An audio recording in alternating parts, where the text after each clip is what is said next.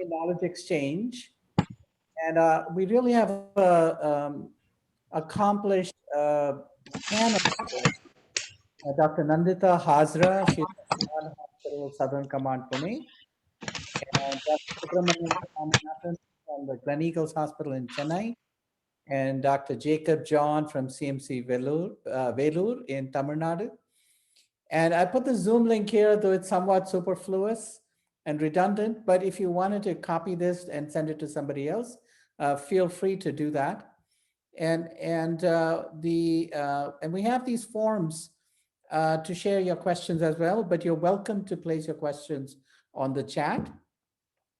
Just want to remind and rededicate ourselves to the fact that this is a knowledge exchange. It's not a webinar. It's not grand rounds. Our didactics are by design brief because we'd really like to have some case-based discussions, and anyone can bring a case to discuss. You want to just say something about a case, you can just put it on the chat. You can just ask to speak and we'll call on you to speak. And this, remember, only works when we all teach and we all learn. I want to thank the people for whom this is intended, our physicians in the Pune area, who are in the front lines of dealing with COVID, faculty from Bharati Vidyapeeth, alumni of AFMC all over the world, and many other physicians elsewhere who are on the front line of fighting COVID. We thank JPIGO as an NGO that's involved in capacity building in COVID, and then Echo India that's making all of this happen. So I'll stop here and I'll request the team from JPIGO to start the proceedings with presenting something about the capacity building activities that they're undertaking in Pune. Over to the JPIGO team, please. Yeah, good morning all. This is Kunal from Pune, from JPIGO. Akash, can you please share the slide? I'll just give you a brief about the last week. Some interesting things happened over here in collaboration with the team from Bharati Vidyapeeth, Dr. Iyer and his team. Yeah. So next slide, please. So yeah, so we have started our work for the district hospital at Pune, and this is called as a training on acute care management. This was facilitated by JPIGO through the help of the intensive care team at Bharati Vidyapeeth, Dr. Iyer and his team. And this is the first batch in the series of three, about 30 participants were there, 20 nurses and 10 doctors who were actually oriented and trained on hands-on mannequin at a district hospital owned where they work.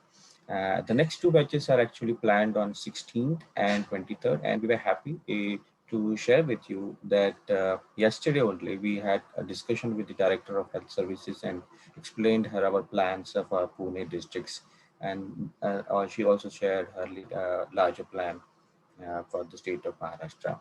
So the Director of Health Services was okay with and very happy about the way we are conducting the events here. And that's all for the update from my side for the last week. Thank you very much. Thank you very much. And we hope that this will lead to capacity building because unfortunately, as you will hear from our colleagues, this is not the first and this is not the last pandemic flu we're going to see. And ultimately, as somebody said, when did Noah build the ark? Before it rained. Unfortunately, we've been rained on, but at least the next time we'll be prepared. So with that, I'd really, so I also want to point out that there are some other things on the anvil. There is a global effort for long COVID. And, I think that the National Institutes of Health in the US has funded development of common protocols, and we'll soon have access to that within the next week or so. And so we hope to really sort of bring this to this activity. Second, there's some discussion about a clinical trial of thromboxane inhibitors for, there's a thromboxane storm in COVID. And so we'd really like to sort of take the opportunity to give folks in Pune and elsewhere, leadership in sort of developing these clinical trials as we go forward. So more to follow. But for today, I'd like to invite our panel to take over. And so I'll invite Dr. Nandita Hazra to take over, and then please, your colleagues to continue. Dr. Hazra, and please chat your question, type your questions on the chat, even as this conversation is ongoing. Uh, Thank you, sir. Going ahead with share screen.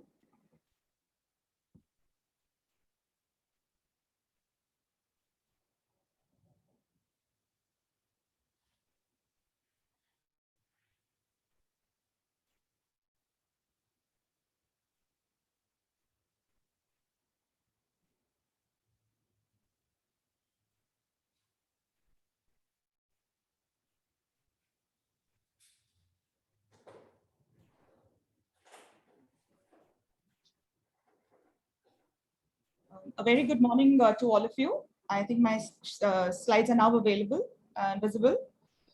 So just to reiterate the fact that RNA viruses in the past 2 decades, we've actually had 50 new viruses, mostly RNA, and these are all emerging, re-emerging viruses. RNA viruses follow mutations. I mean, they are rather the rule rather than exception. The best part about an RNA virus is it causes a high yield of virus per cell, resulting in short replication times, and they exist as complex dynamic mutant swarms. And that is probably the reason why we are seeing so many variants today, variants of interest, variants of concern, and maybe, hopefully not, variants of high consequence. And to ensure survival, the RNA viruses basically exploit all known mechanisms of genetic variation and complexity. In fact, they are these small packages of nucleic acid which have absolutely no role until they enter a living cell. And once they enter the living cell, they create absolute havoc. The virus naive population, which we found in our country in November 2019, resulted in the lack of selection pressure for serious mutations in the SARS-CoV-2 virus. And when there are large population passages, especially when we don't use masks, or we don't follow hand hygiene protocols, or there is spread of aerosols through activities that we do like partying or singing, dancing, etc., they result in rapid fitness gains for the virus. And fortunately or unfortunately is what we have seen. Viruses have this complete potential of host jumping, which we've seen with the influenza virus. And a virus may come in contact with a new potential host and they may just host jump. So coming to the pathogen, that is the SARS-CoV-2, I know this has been reiterated and reiterated on multiple platforms, but I really need to set the pace and the background for what the next two speakers, that is Dr. Swaminathan and Dr. Jacob, are going to speak on. And trust me, they have a lot of interesting information for all of us. So this is the virus basically, and here you can see that the virus consists of the spike protein, which is present on the surface, and this is what is responsible for, it has two subunits, responsible, the S1, that is a receptor binding domain, which is responsible for virus entry, and that is what binds to the host cell receptors. As we know, it is the ACE2 receptors.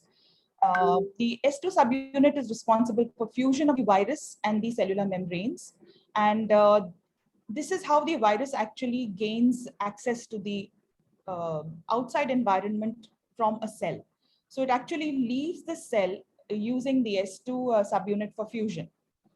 The membrane protein is also responsible for viral fusion. As you all know, once we'll come to that a little later, but once the virus has started multiplying inside the cell, there are various parts of the virus which are floating around in the cellular cytoplasm, which have to be assembled.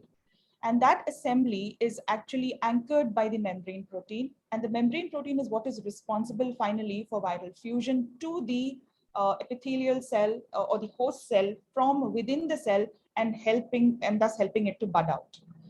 The envelope protein is again responsible for the morphogenesis of the virion. It basically determines how the virus is going to look like, what it's going to look like, and the final morphogenesis. And of course, it plays a huge role in the pathogenesis of the virus as well.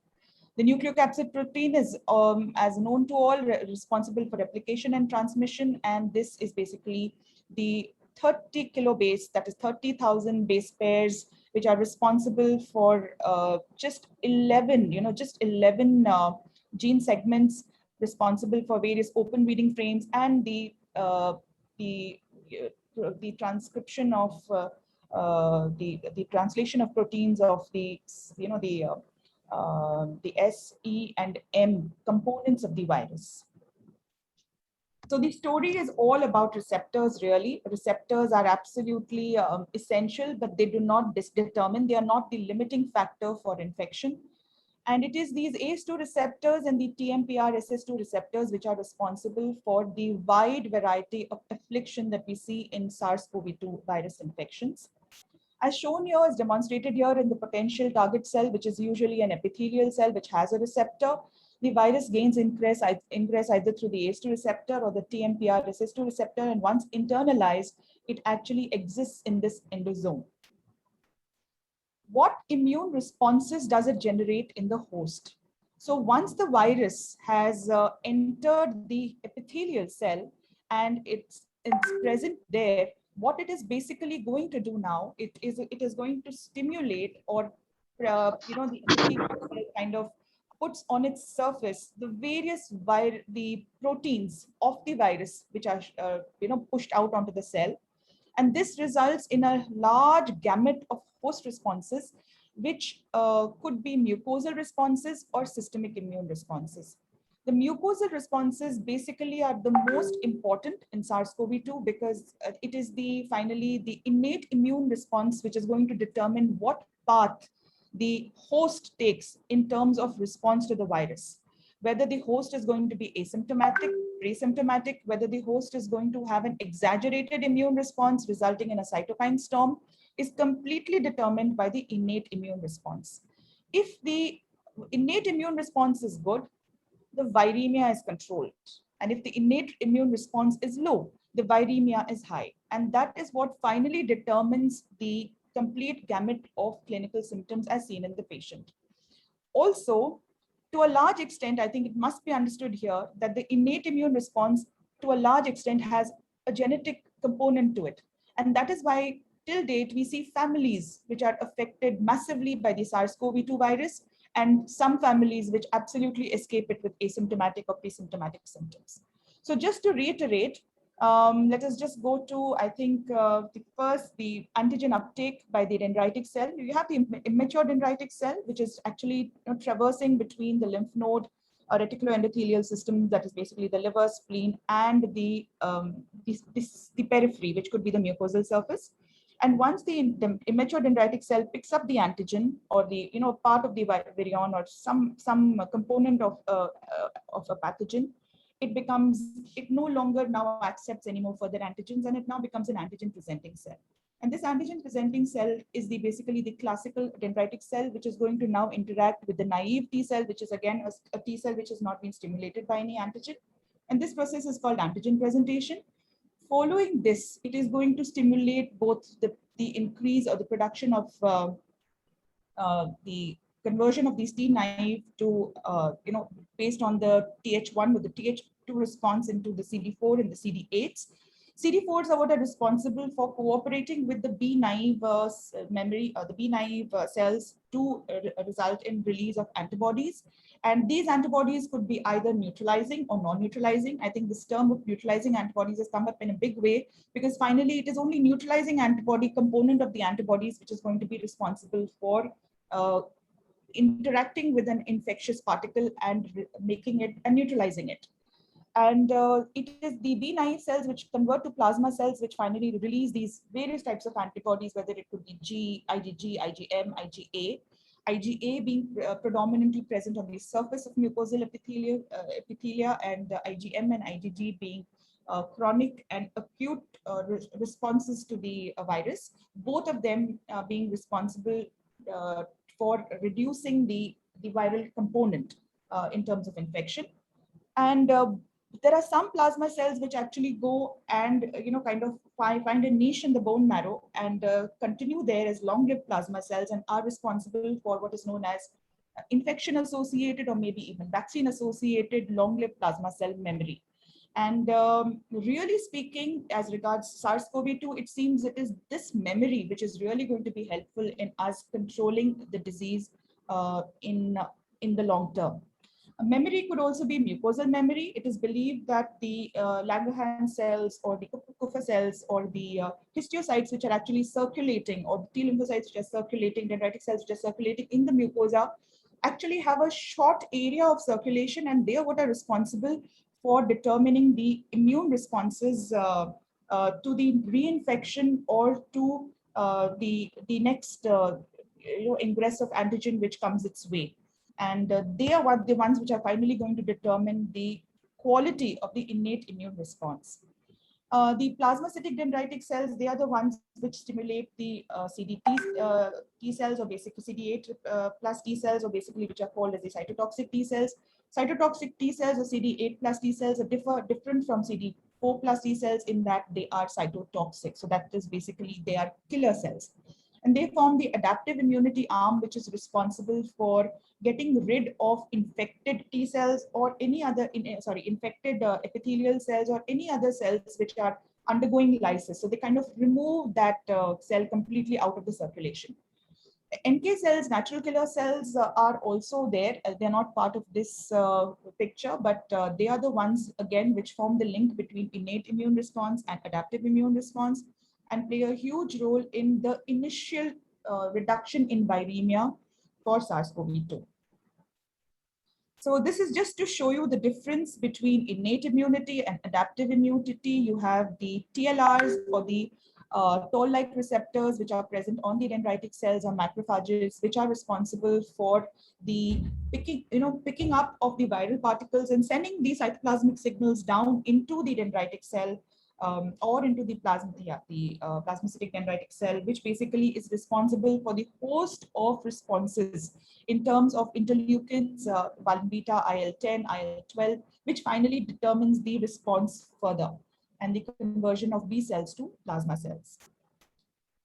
Now, a lot of terms we use commonly, like infectiousness. So I just wanted to throw a little light on this from a virologist's perspective. So infectiousness of a virus is basically the amount of viral particles needed to cause an infection.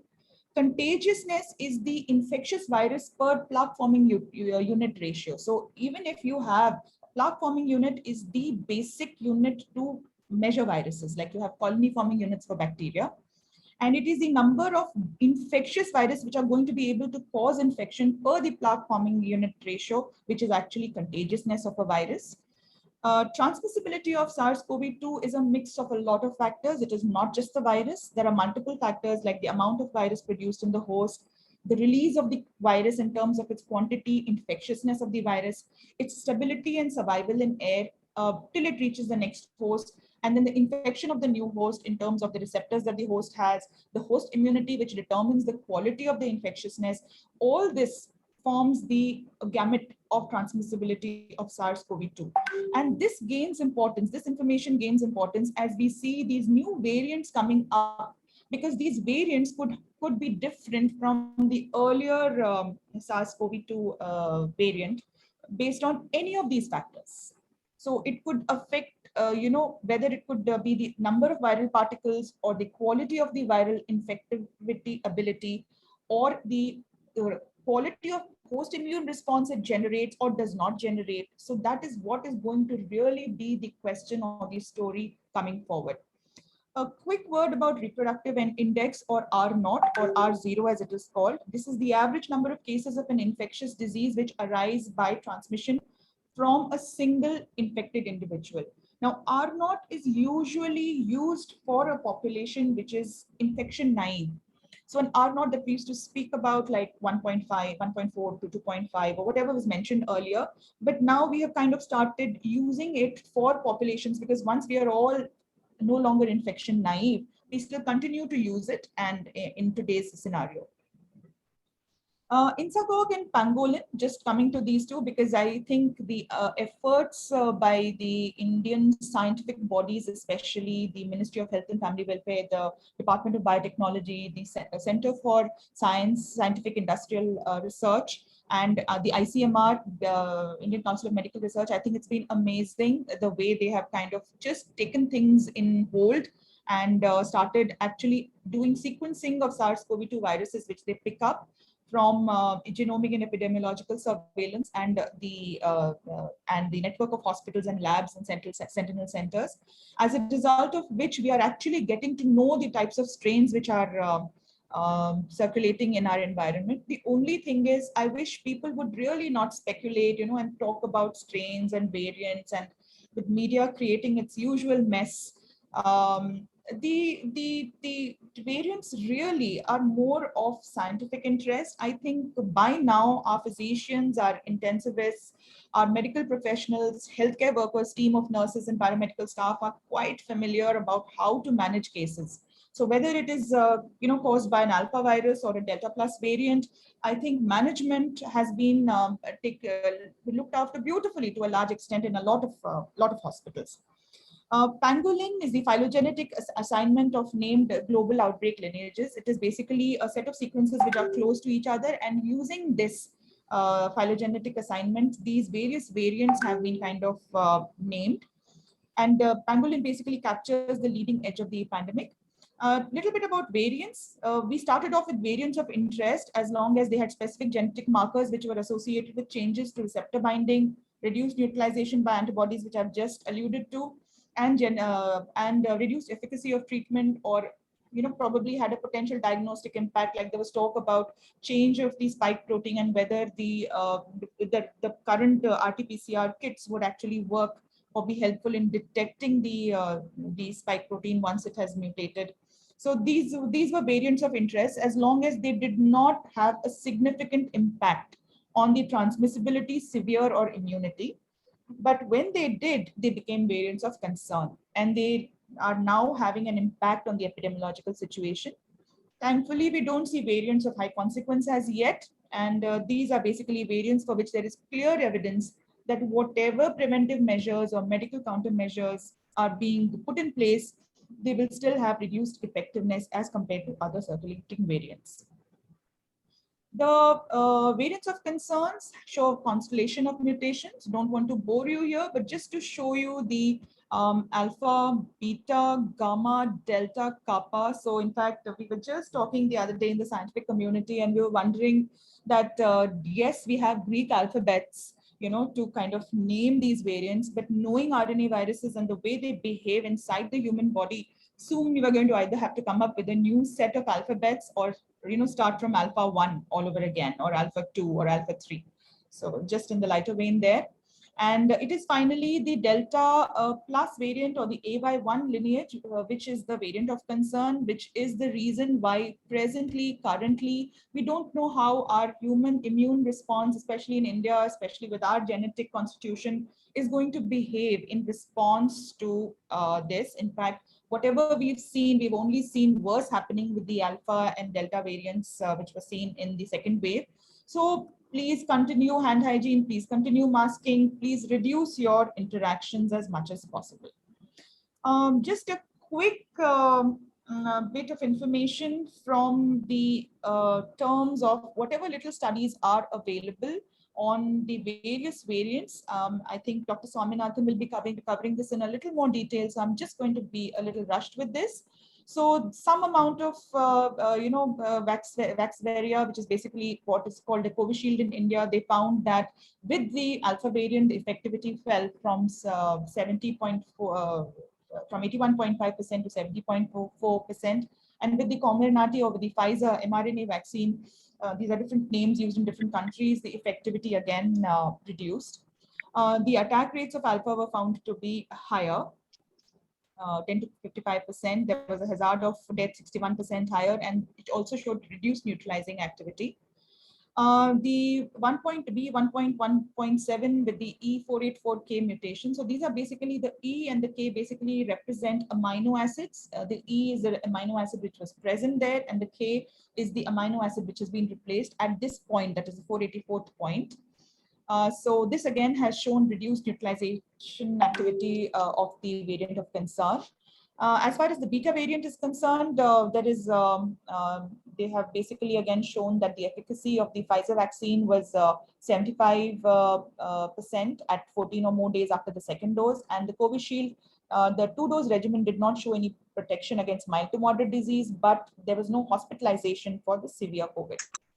The gamma variants predominantly found in Brazil called P.1 and estimated to be 1.7 to 2.44-fold more transmissible. And basically the vaccination which has been, it can evade 21 to 46% of protective immunity elicited. And the levels of the neutralization, basically again with the Sinovac, they found that 5 months after the booster, the plasma failed to efficiently neutralize the P.1 variant.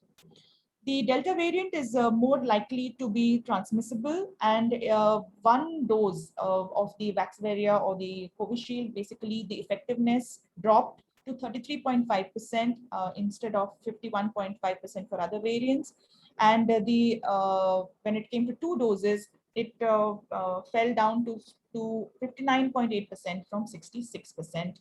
And in the Comirnaty or the mRNA vaccine, to 87.9% from 93.4%. All numbers here.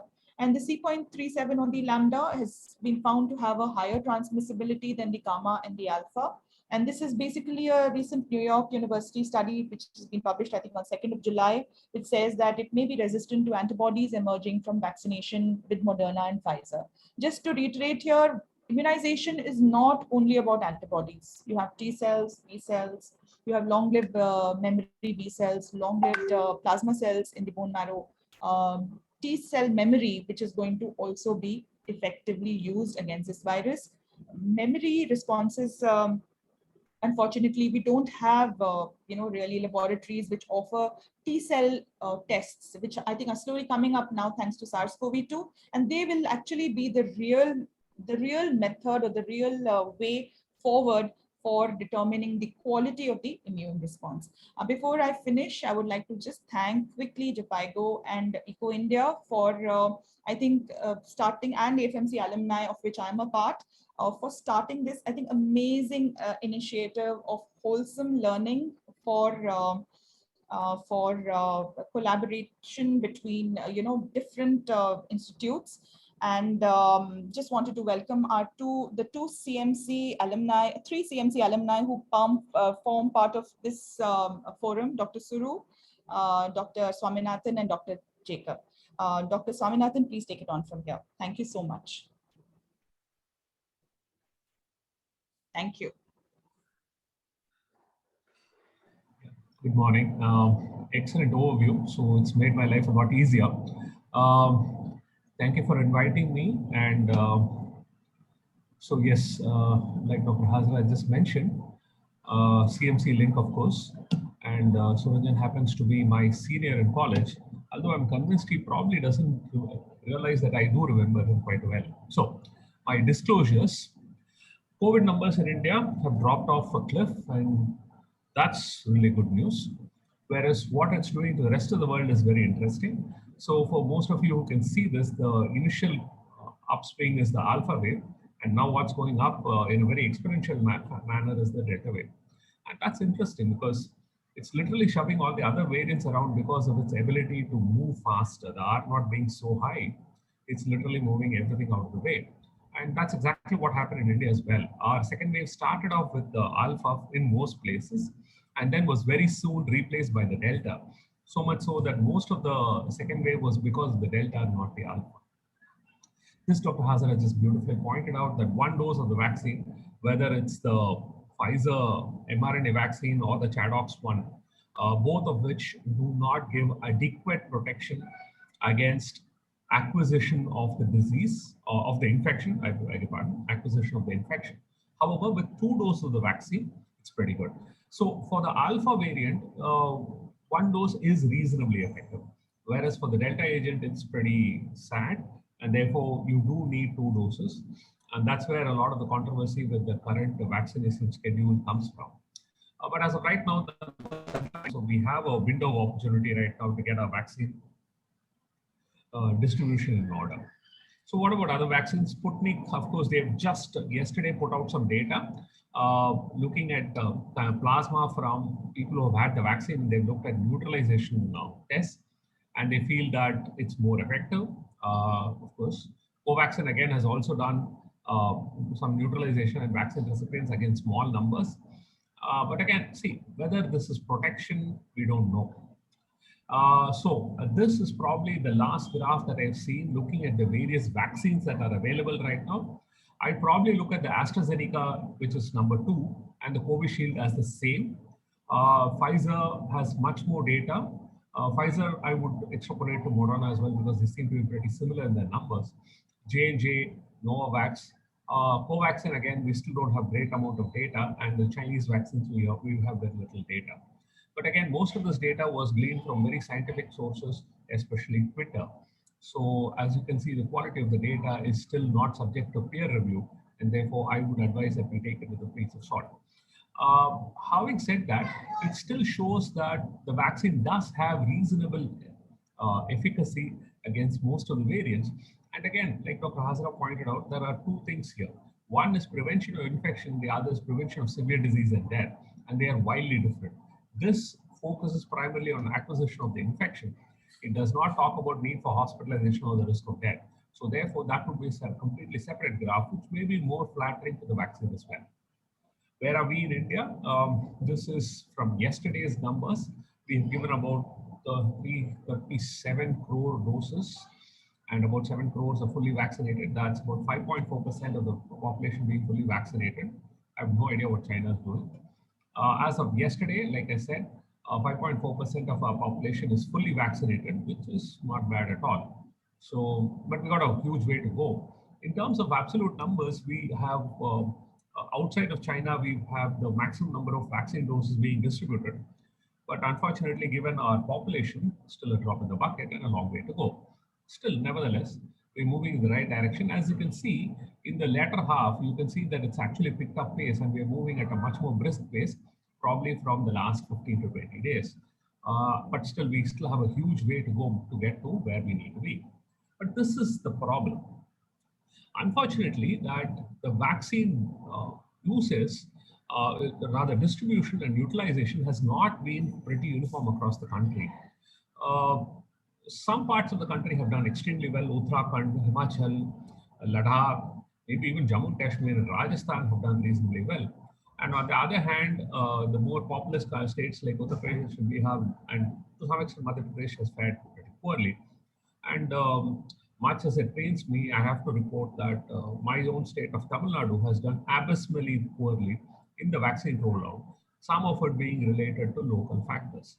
But again, overall, I would say there's a long way to go. And I'm worried about this heterogeneity because there's a question of whether enough pressure is being on these particular areas to try and help the vaccine delivery happen as well as it could. As far as vaccines available in India, Covishield and Covaxin, which are of course the ones which are primarily being used. Sputnik has just started coming out for use. Unfortunately, the cold chain requirement makes it a very cumbersome vaccine. So that is still a way to go. It's going to be a problem. Pfizer may land up, again, it's not clear what's going to happen. I'm going to focus on what the clinical data is with regards to what happened with this. So last wave was because of B1, B1.1, and this one was primarily the Delta, some amount was Alpha.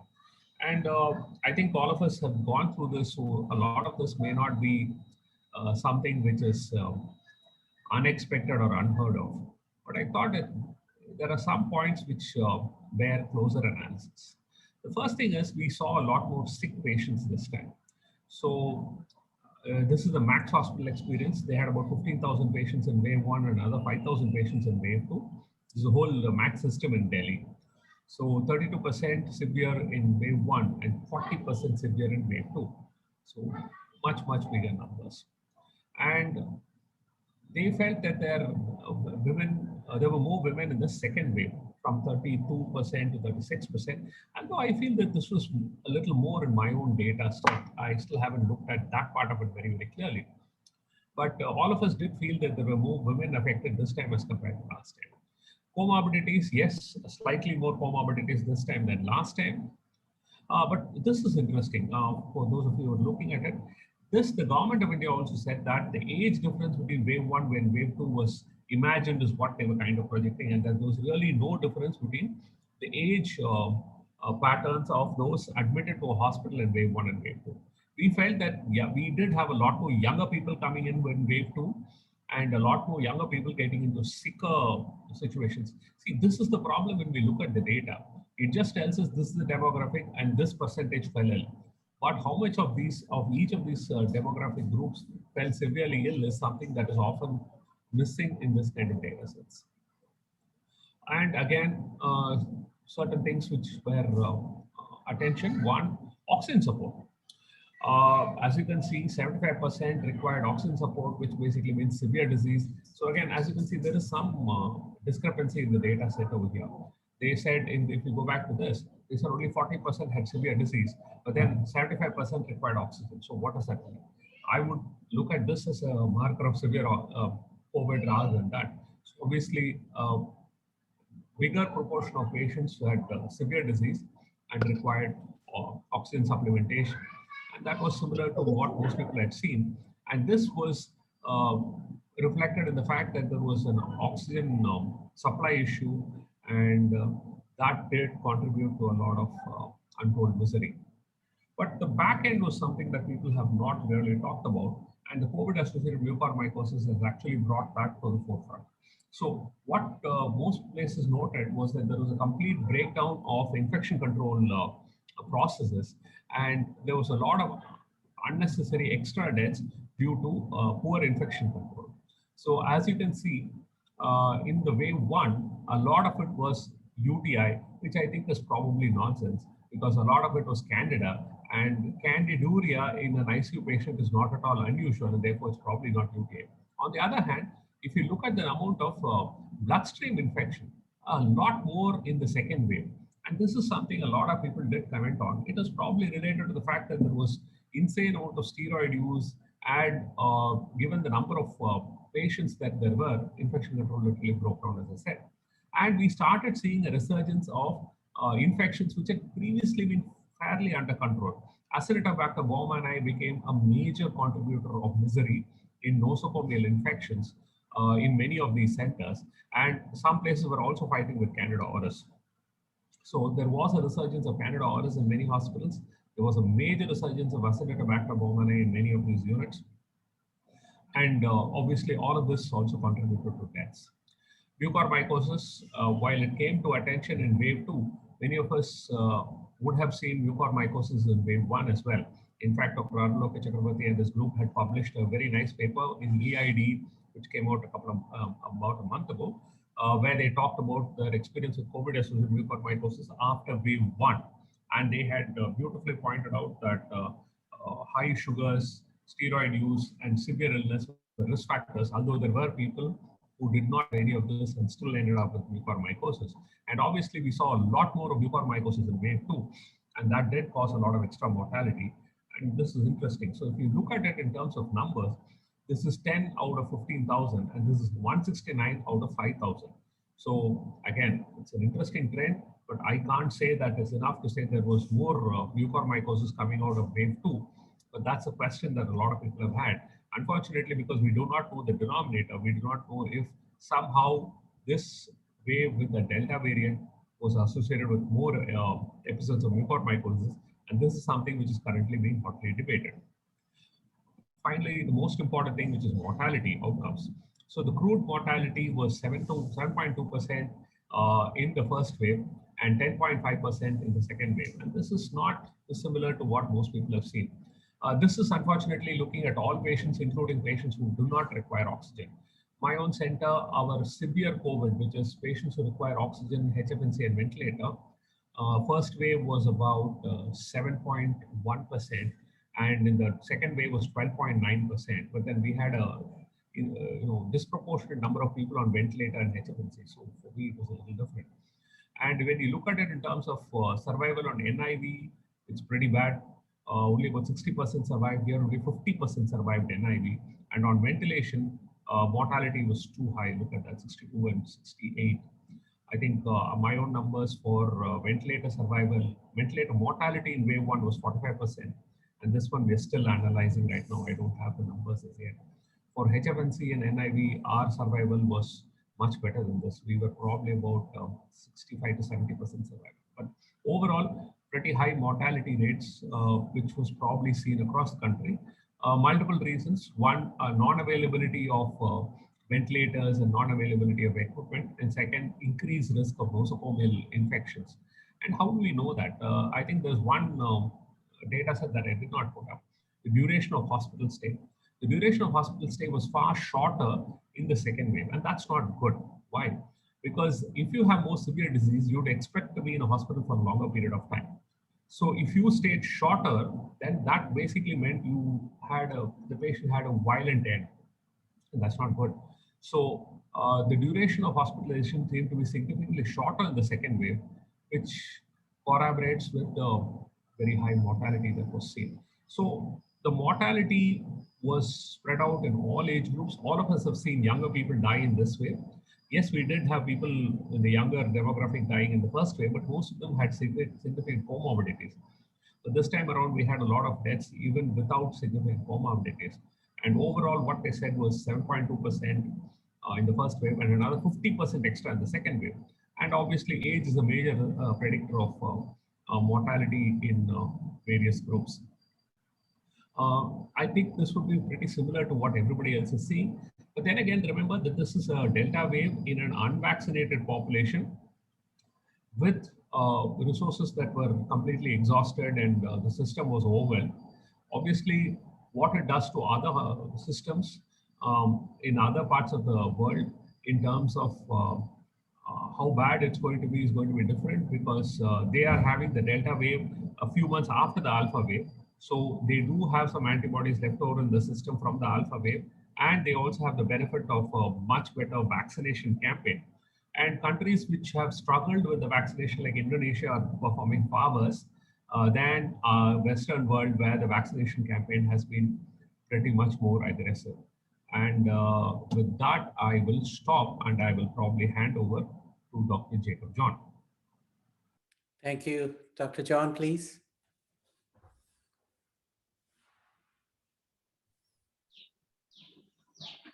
Greetings from Vellore. Since we have had two excellent talks on this, and I don't think I have much time left, so I would probably end up trying to be very brief about the overall question about how variants affect the COVID dynamics and what do we expect next as we go on into maybe wave 3, wave 4. What's the probability of that being large?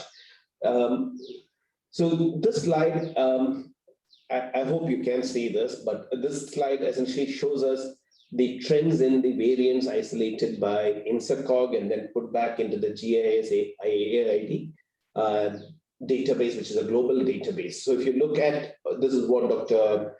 Subramanian was talking to us about. We initially had the Alpha wave triggering the large numbers during the early part of this year. But what happened around March to April seems to be that the Delta variant, the 617.2, just took off and was the prominent isolate that was seen. So much so that in the last 60 days, we are virtually seeing no other isolates other than the Delta variant. And down in this graph, so the green is the 617.2 or the Delta, and the orange ones are the the Alpha variant. And down here shows you a histogram, but I think I make that clearer in the next graph. This shows you how the caseloads were over a period of time. So we really don't know what the first variant was about. The first initial wave, what was the variant that was causing it, or was it the natural Wuhan strain that caused it?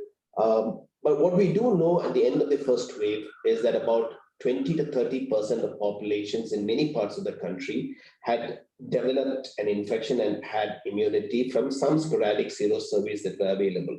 However, some cities, especially Pune, showed that even at the end of the first wave in September, October of last year, had areas with as high as 50% being exposed or infected. And in some areas, even within Pune, in some of the areas more to the periphery, they were as low as 20-25% seroprevalence. So what that tells you is that in a population, population immunity is extremely important, and it is a function of two things. It's a function of how you have vaccination causing immunity, and then a prior exposure to virus causing some level of protection. So I'm going to just try and look at what the key drivers of what happened next are. So for any pandemic or any infectious disease that is transmitted person to person, the transmissibility of the virus would be one key determinant. So if you were to think about the original variant, that original Wuhan virus, we had an estimate of its R naught, which is a measure of its transmissibility, at about 2.3 to 2.6. But when we looked at it in India, from the data that we had, there were a lot of flaws with the data, but we think it was close to 1.8, suggesting that on an average, every infected person would infect 1.8 other individuals when the whole population was immunologically naive and they mixed with each other homogeneously.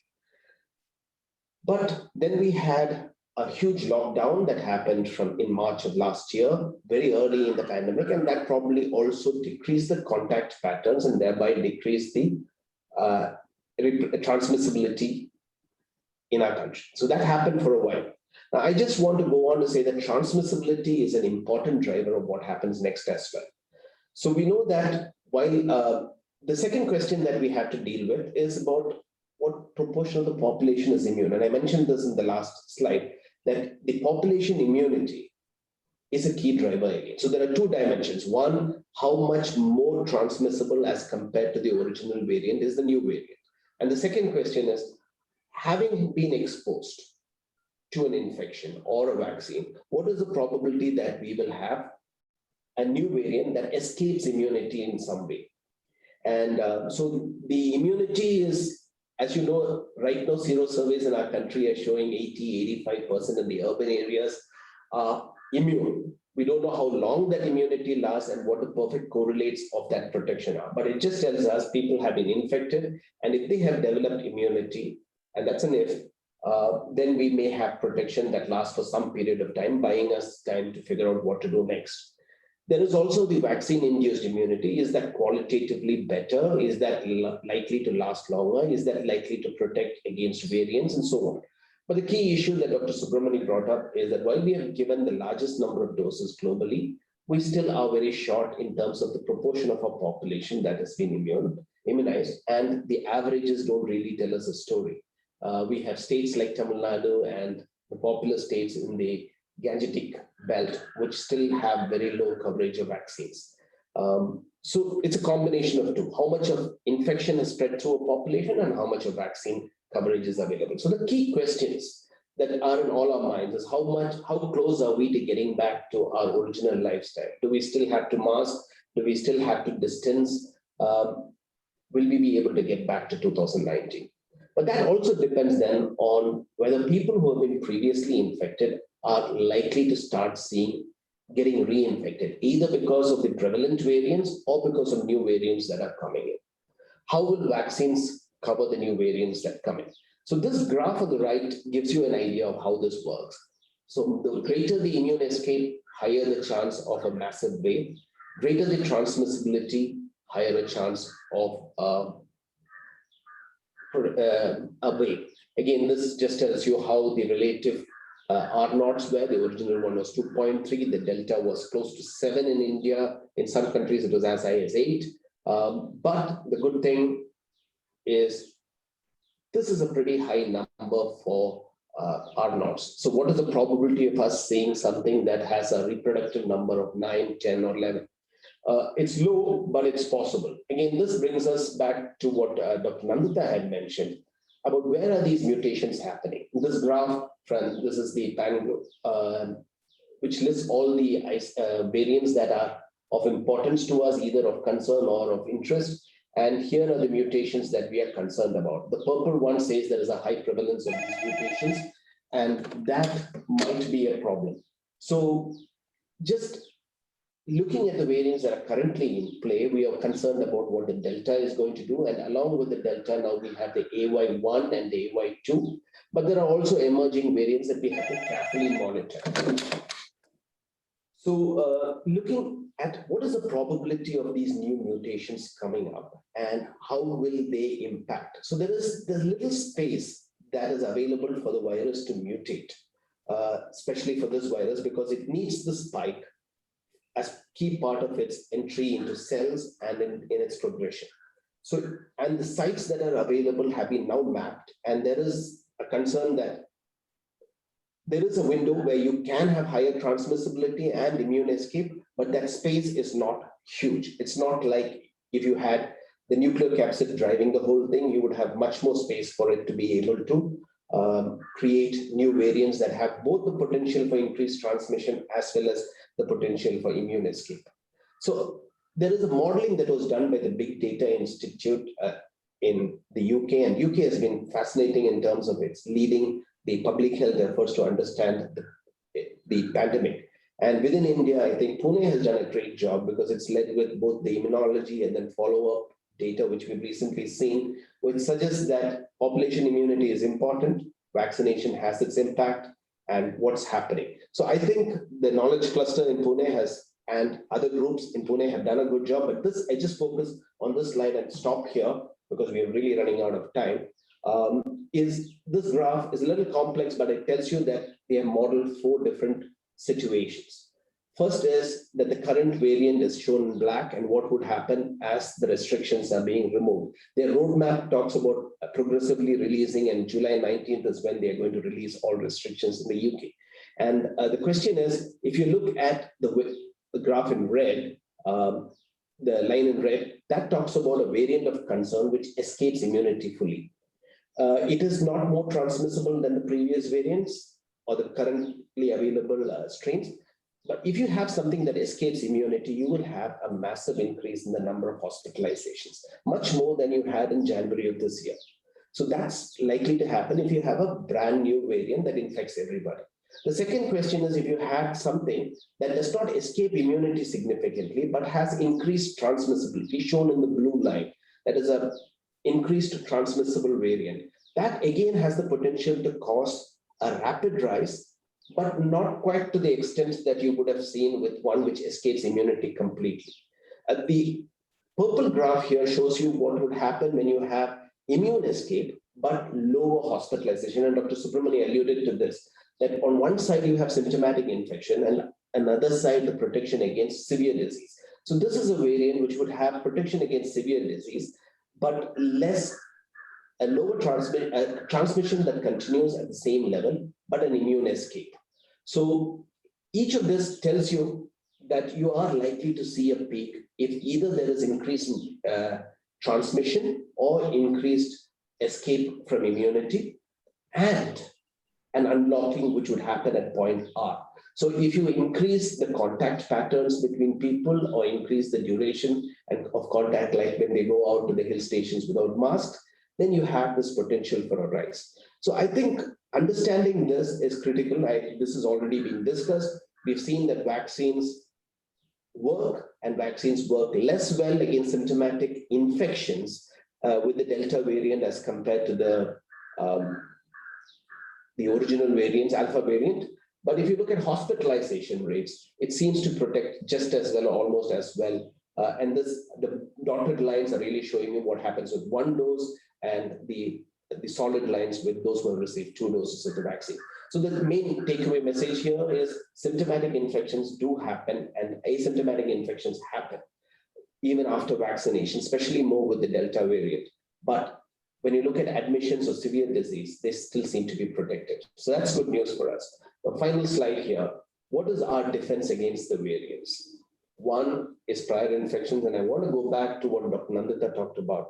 There are several mechanisms, and antibodies are not a perfect correlate of our protection. There are these long-lived plasma cells, which are quiescent but will reactivate when you are exposed and produce antibodies very quickly. You have the T cells, and the cytotoxic T cells have an important role. The natural killer cells have an important role, and they may kick in, and that may be why, despite low antibody titers, a lot of people are protected against severe disease. Again, the question comes, we are currently using vaccines. We are also developing new mRNA vaccines, and thanks to the technology, it's possible to come up with vaccines against variants. Question is, there are also studies that are going on, which are called the COMCOV trials. And in India, we've started doing some of these, looking at mixing and matching vaccines. Covishield plus Covaxin, you heard that we shouldn't be experimenting with this on our own, but these studies that are being done will give us an idea whether a combination of vaccines will provide a broader immune response, which might protect against vaccines. But finally, irrespective of what we do, unless we increase the vaccine coverage and continue to keep our non-pharmacological interventions in play, we are going to be in trouble. And like we heard at the beginning, we need to strengthen our health systems. Without that, vaccination coverage will not increase. When we have the next pandemic, we'll still be short of oxygen. We cannot have knee-jerk responses. So we need to build these systems across the country. Thank you. Thank you. Those are wonderful presentations. So I'm going to pose some questions from what I've seen here. Dr. Bulbul Sood has a question about how our behaviors are driving. Dr. Sood, do you please ask a question? Thank you very much. Excellent presentation, and I've learned a lot today. I was just thinking from the public health point of view, can we say that if we, right now everybody thinks that, if you don't practice the appropriate COVID behavior, the transmissibility is increased and you are more likely to get the infection. But can we say that because of the inappropriate behavior, the more likely to have more mutation? I don't know, I'm just asking, is that statement correct?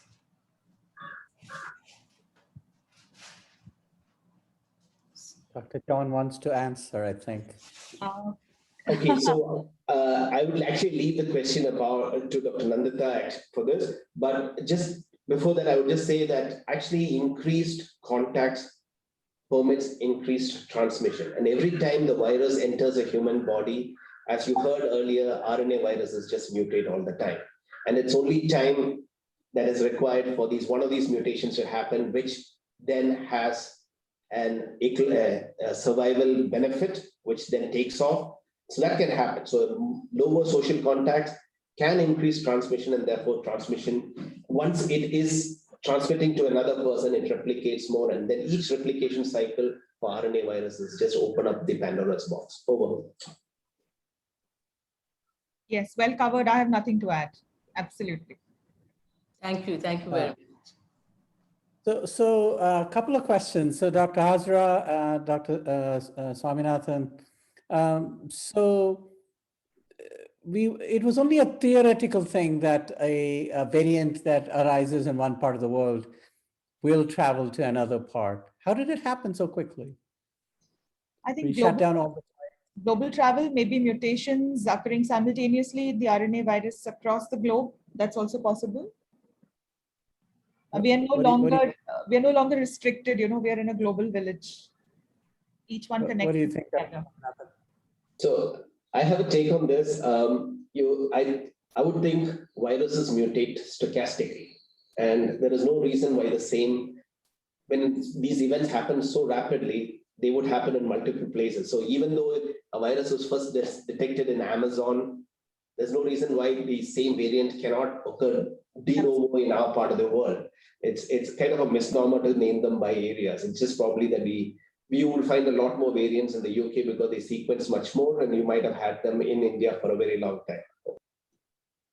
I see. So we can't attach a flag to the variant then, or passport. Dr. Shinde has questions about booster dose, and I know this is on a lot of people's minds. And Dr. Shinde?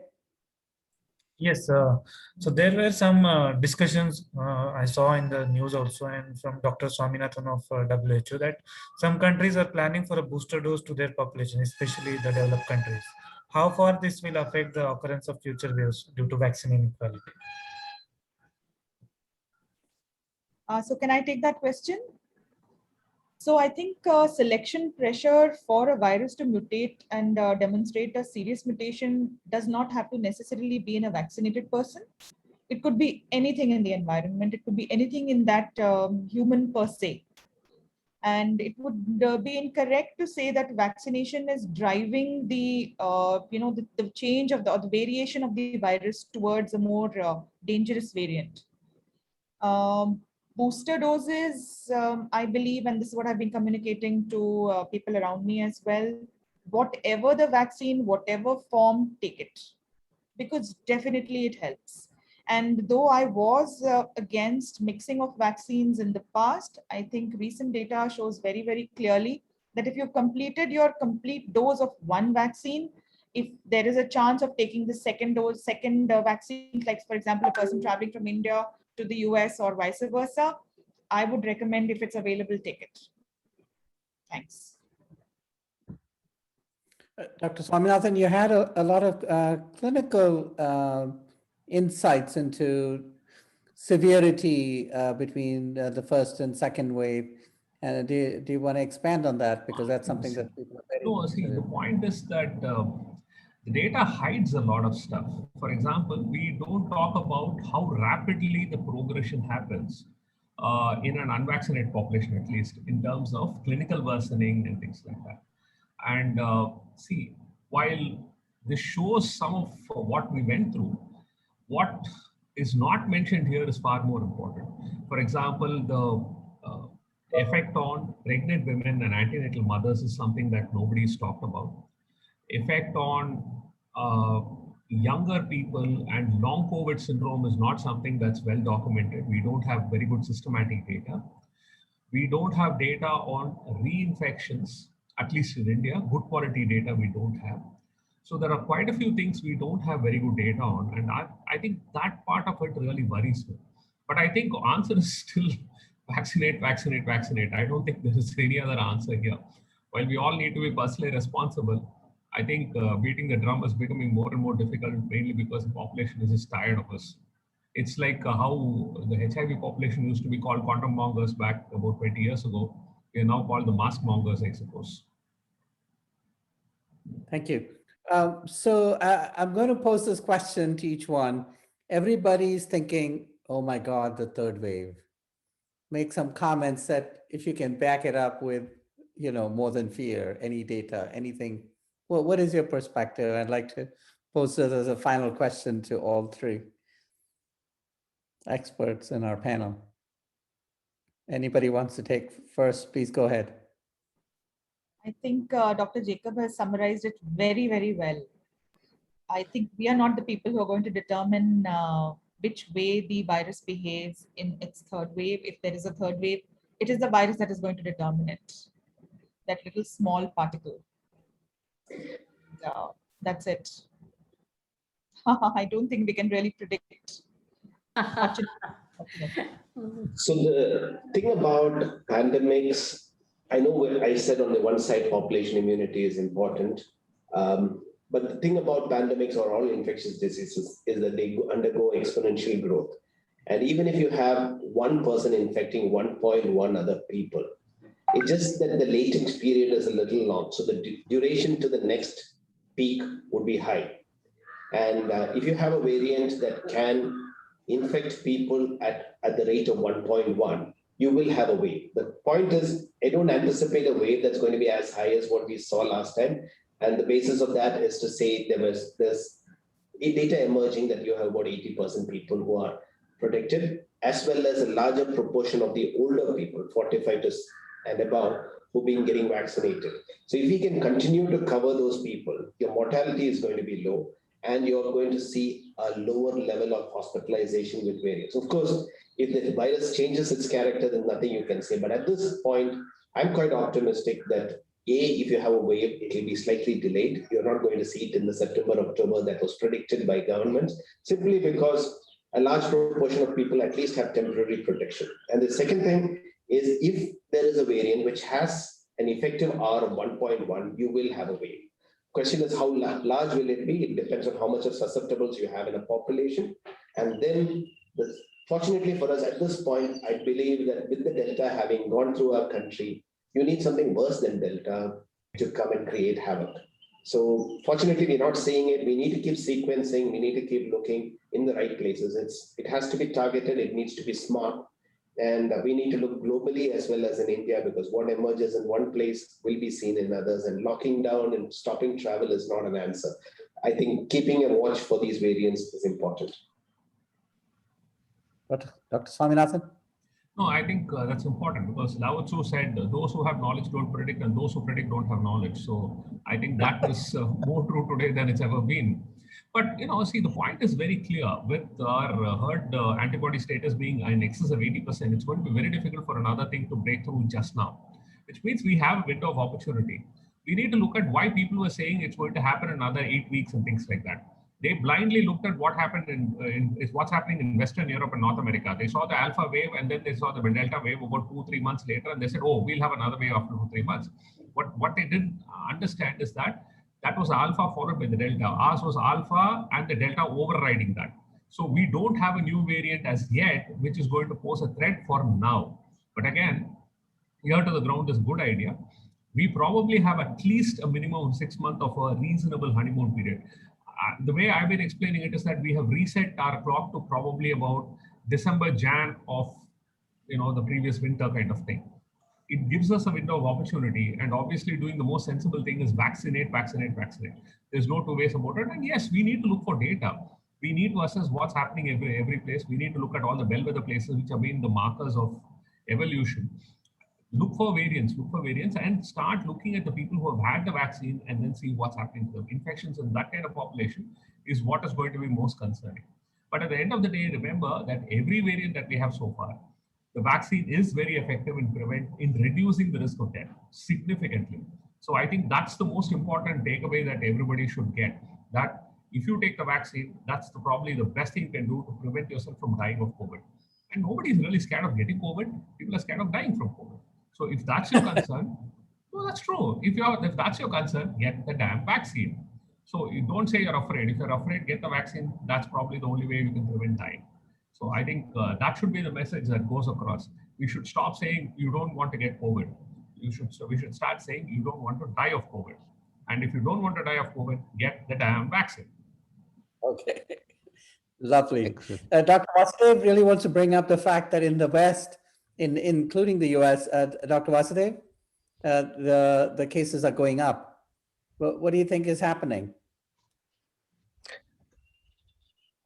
So I'm not sure what's happening, except that nobody is wearing masks. You go to any store, you go to the mall, nobody is wearing a mask. And I honestly think, I don't think that's a good choice people are making, because we are seeing increasing number of cases in the last 2 or 3 weeks. It's hard to say which direction it's going to go. The vaccination rates have been pretty good, but certainly, not anywhere near where we would expect herd immunity. So I guess time will tell. Thank you. What is our recommendation for masks, Dr. John? Looks like you're ready to talk Dr. about it. Vasudev, I couldn't agree more. Isn't given any level of population protection, any level, and given the same level of transmission probability, that is a virus with an R0 or R of whatever value, the moment you have increased contact patterns, that is not masking, not distancing, you will see an increase in numbers. That has to happen, because it's just a mathematical equation which says tau into C into D, which gives you your B naught, your R naught. So that just tells us that when we stop masking, when we get back to normal, when we open schools, when we open malls, and when we go up the hill stations, you are going to see numbers. The question is, will that trigger a wave? Will that escalate into something which has a persistent R greater than 1? That's the question that is still out there and open. And all it takes is one variant, which is slightly more infectious, and you could have a small wave. So yes, let me watch US to see what happens, and then try and become sensible from that.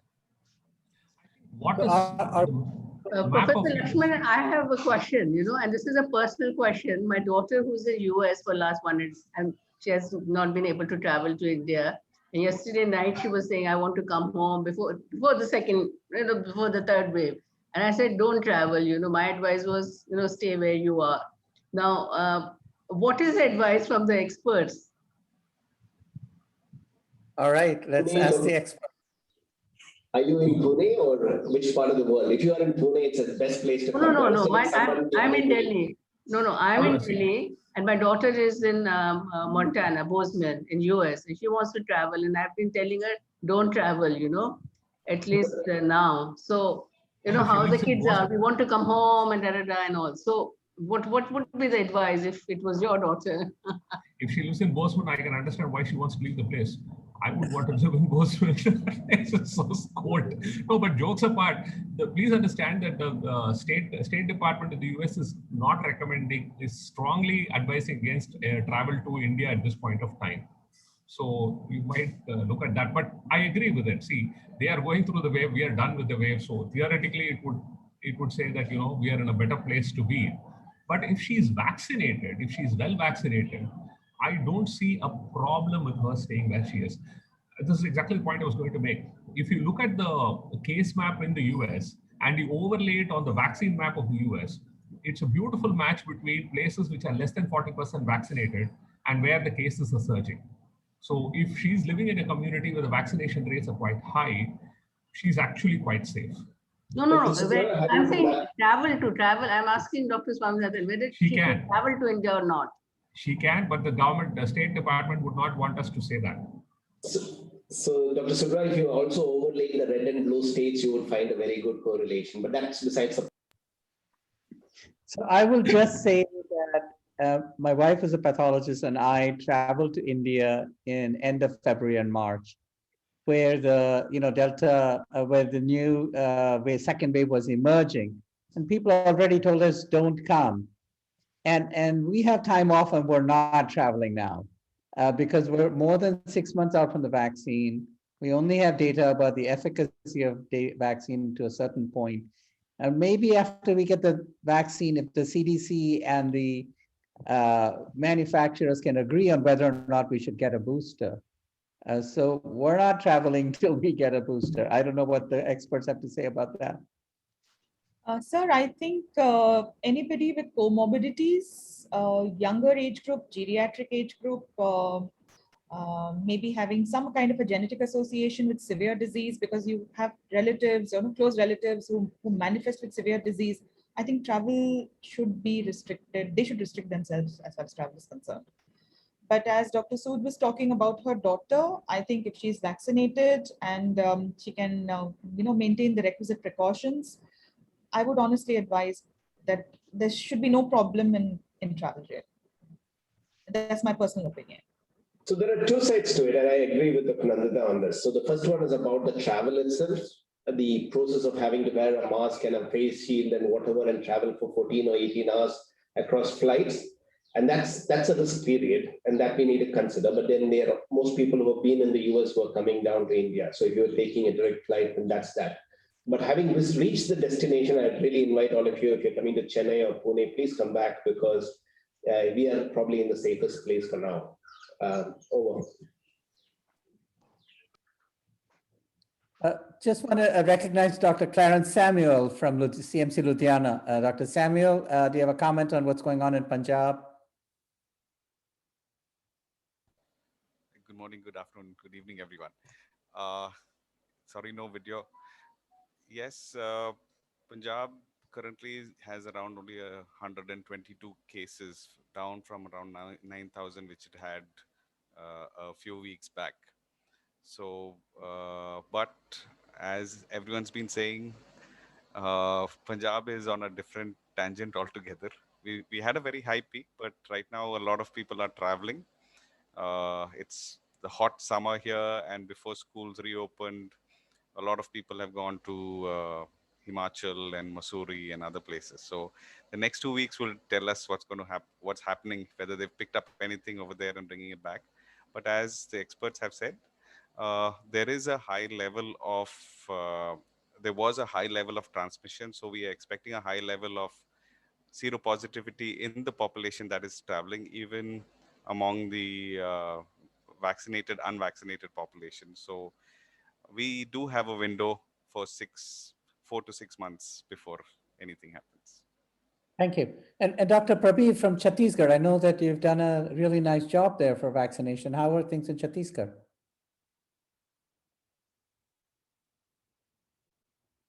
Are you, Dr. Prabir, are you still there?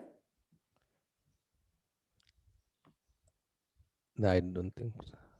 Okay. Well, that was yet another really wonderful experience listening to experts here, Dr. Nandita Hazra from Command Hospital, Southern Command, Pune, Dr. Jacob John from CMC Vellore, and Dr. Subramanian Swaminathan from Glen Eagles. And so thank you all. Thank you for the Jepaigo team. And we really would like to hear more about the capacity building because one thing we've all learned is a virus is going to determine what's going to happen. And this is not the last virus, pandemic flu we're going to see. So capacity building is why we all got here. And let's look forward to it. Any last comments, Dr. Shinde, on feedback and suggestions for topics?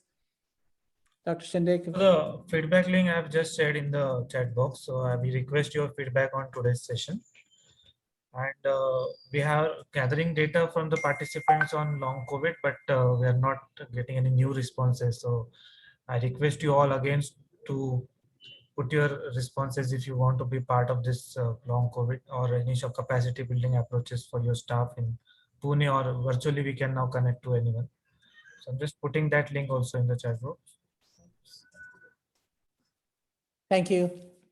Thank you all. Have a good day. Go and take care of our patients and our communities. All the very best to you. Please do safe. Be Thank safe. you. Thank you. Thank you, sir. Thank you. Thank you all. Thank you very much. Thanks.